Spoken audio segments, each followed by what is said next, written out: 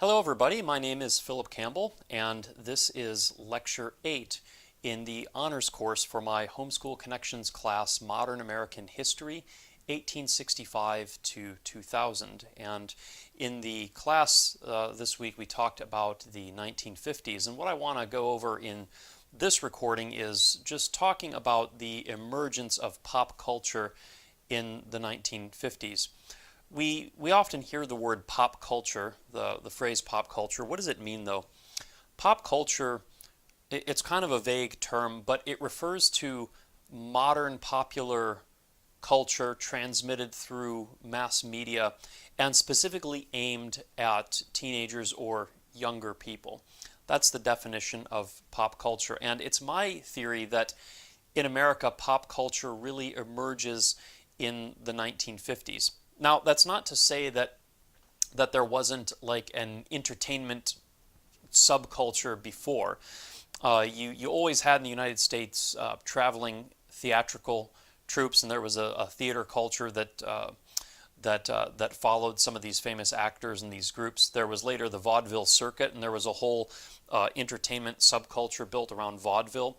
Vaudeville was like a circuit upon which performers traveled in these groups. There'd sometimes be dancers or acrobats, poetry recitations, skits, comedy, musical pieces, all lumped together. It was live performances.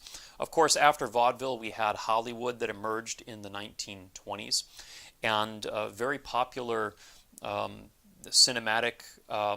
cinematic culture in the United States throughout the 20s, 30s, and the 40s. And then, of course, through the early 20th century, you also had radio programming as a means of mass entertainment. Before television was widespread, people used to tune into the radio to listen to radio programming. So it's not that we didn't have a kind of culture or subculture that was built around entertainment before, but things really, it was always very limited. In whether your theater troupe or the vaudeville circuit, this was limited to live performances, so only a very small amount of people could partake at any given time. And then whether you're talking about Hollywood movies, of course, same thing. You have to go out to the theater to see the movie, and that wasn't a super common occurrence. People might go to the theater once a month or once every couple months or maybe once even a year if they were poorer. So it wasn't something that was so common that became a universal aspect of the American entertainment experience. Radio programming was very universal. Most households in the 40s had a radio, but in radio you're getting only one dimension of entertainment. You're just getting the sound. You're not able to see a person's facial expressions, their body language. You're not able to get that whole aura, that whole persona that comes with seeing an entire performance. You're just kind of listening to the audio. So all these things really, though, came together with the widespread distribution of television in the 1950s. It was television that really changed everything and made pop culture as we know it possible. And why is this? Well, technologically, the combination of sight and sound in the television, of being able to not only hear but also see, that allowed for the creation of a persona that went beyond the mere sum of an entertainer's talents. If you're listening to Frank Sinatra on the radio in the 1940s, you're simply hearing his voice, and lovely as his voice might be, that doesn't convey anything about the persona of Frank Sinatra as an entertainer. You can't see his facial expressions, you can't see the way he moves with the microphone, you can't see his dress. You can't see all the non-verbal cues that create that persona of Frank Sinatra. Now, fast forward a decade to when we see the television debut of Elvis Presley in 1954.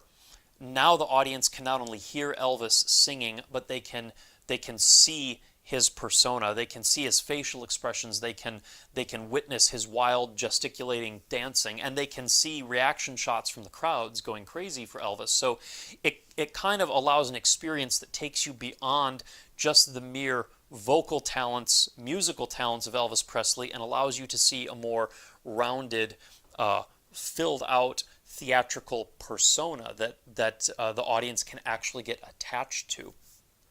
So it's the combination of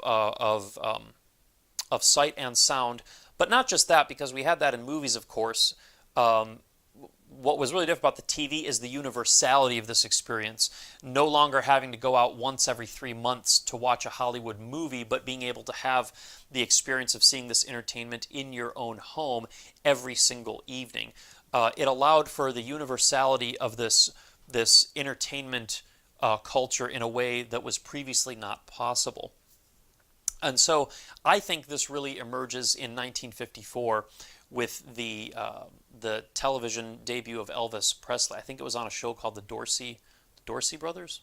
Don't quote me on that, but 1956 with the emergence of Elvis Presley, and Elvis is just wildly popular. He is the first pop culture phenomenon, and that's one reason why he's known as the king. Of course, he's a great musician, great singer, but he was the first entertainer to attain this pop culture status that has become so common, where people go hysterical over him, where they are not only fans of his music, but devotees of his person, of the person of Elvis Presley. The wild success of early pop stars like Elvis Presley or Chuck Berry, Johnny Cash, Frankie Lane, etc., this created a thirst for more of these musical phenomena, and it really demonstrated to the entertainment industry that there was a demand there, and so the industry started looking to capitalize on this phenomena and push it and really intentionally create and market this youth pop culture. And so there was this great thirst for pop stars, and Americans would fill that thirst with British musicians who started coming over to the United States in the late 1950s, but really in the 1960s. British music companies were aware of this burgeoning phenomena, and they wanted to take advantage of the huge U.S. market. So British acts started coming over to the United States, like the Rolling Stones, or most famously the Beatles, who made their American debut on the Ed Sullivan Show in 1964. And again, just like the situation with Elvis, when the Beatles come over, it's not just about their music and about their voices, it's about their whole persona, the way they look, the way they carry themselves, the way they move, the way they speak. It creates a whole kind of cult of personality around the performer that really tugs on the emotional end of a young person's really tugs on a young person's emotions and makes them want to shell out money, of course. The term pop, as in pop music or pop culture, actually is coined in the UK. It's coined in Britain to refer to this new genre of music and entertainment and clothing that is specifically targeting youth. So as we move into the 60s, we get the creation of the first truly distinct youth culture in American history. With rock and roll came the first universal American subculture. So as you get a music and a look and a manner of carrying oneself that is specifically targeted at the youth, as the youth absorb this through mass media, that creates a very distinct youth subculture.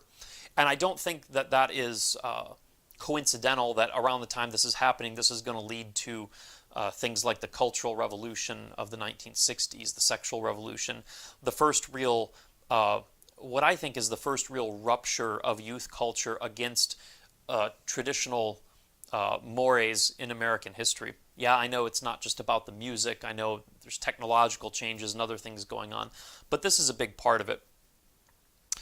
Now, even at the time, people observed the hysteria, the appeals to raw emotion, the marketing to youth that characterized pop culture, and even back then they wondered about its value, whether this was something that was overall healthy for young people and for Americans overall. I guess it became a moot point because pop culture has always meant big money. There's always money to be made in pop culture because every pop cultural fad is marketed to teenagers, making appeals to raw emotion for the purpose of getting them or their parents to shell out money for clothing and music. And as long as that is the case, pop culture is always going to be with us. Yes, it's banal. Yes, it can be shallow. Yes, an argument can be made that it's very detrimental to the intellectual, moral, and cultural life of the nation, but as long as people keep shelling out money for it, as long as there's teenage girls willing to get interested in the next boy band, or teenage boys who are willing to buy a T-shirt of their favorite band, then pop culture is here to stay.